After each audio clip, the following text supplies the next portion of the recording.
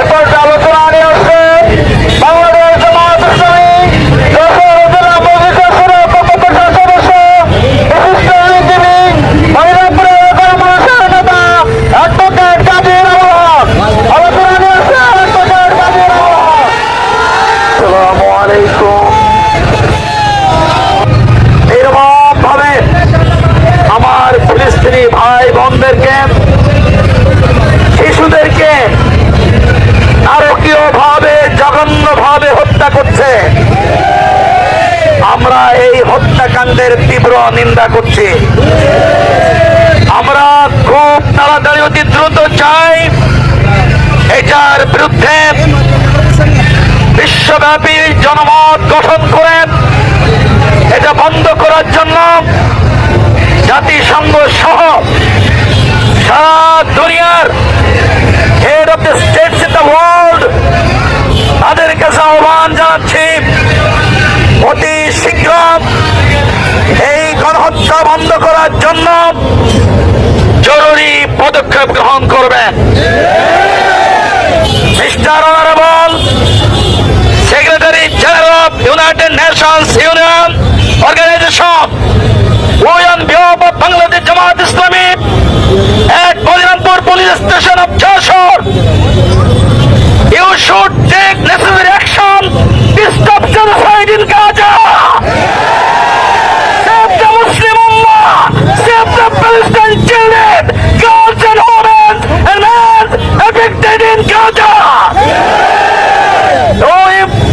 Secretary General of Europe, you take necessary action to save the Muslim Ummah, especially in Palestinians. Stop genocide, stop massacre, stop bombing. Especially, we talk and attention on behalf of Bangladesh Muslim Ummah to the head states of the Muslim, the state of the whole world. You have to be united against Zionist Israel, for fighting against Israeli community, Israeli settlers. Oh, Muslim Ummah of whole world, be united and take necessary action against Israel. ভাইরা, আজকে সারা দুনিয়ার মুসলমানদেরকে জানতে হবে ইহুদিদের সম্পর্কে আল্লাহর কোরআনে বলেছে পৃথিবীর সর্বকালের নিকৃষ্ট জাতির নাম হচ্ছে ইহুদি। ইহুদি কোন পুত্র সন্তান, কোন সন্তান বিশ্বে কোন নারী ধারণ করতে চায় না। ইহুদিদের সম্পর্কে আল্লাহর নবীর একটি ভবিষ্যৎবাণী, তারা অত্যাচারের পরে ইমাম মাহদী আসার পরে ঈসা আলাইহিস সালাম আসবে, তারপরে ইহুদিদেরকে পৃথিবী থেকে নির্মূল করা হবে। এই ইহুদিরা বনে পালাবে, গাছে উঠবে, পাহাড়ের গুহায় আত্মসমর্পণ করবে।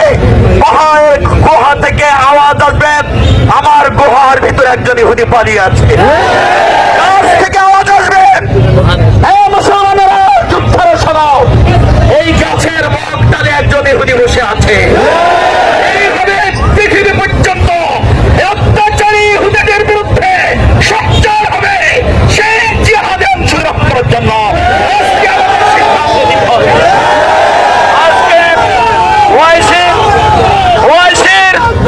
মহাসচিবের মাধ্যমে আমরা দুনিয়ার মুসলিম রাষ্ট্রপ্রধানদেরকে দাবি করব, বিশেষ করে সৌদি বাদশাহ এর বিরুদ্ধে ঐক্যবদ্ধ আন্দোলনের ঘোষণা দেবেন, তাহলে হারামাইন শরীফের খাদেমের দায়িত্ব থেকে ইস্তফা দেবেন।